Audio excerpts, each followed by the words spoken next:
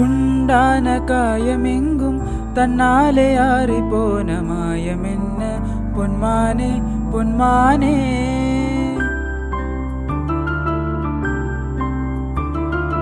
என்ன காயமான போதும் என் மேனி தாங்கிக் கொள்ளும் உந்தன் மேனி தாங்காது செந்தேனே.